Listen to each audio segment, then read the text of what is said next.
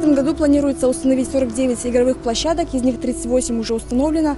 В этой связи хотелось бы попросить жителей города иметь солидарную ответственность с государством, то есть следить за благоустройством своих дворов.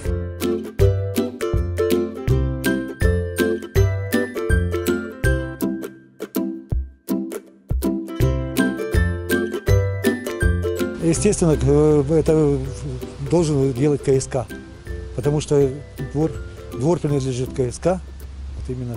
И государство выделяет средства.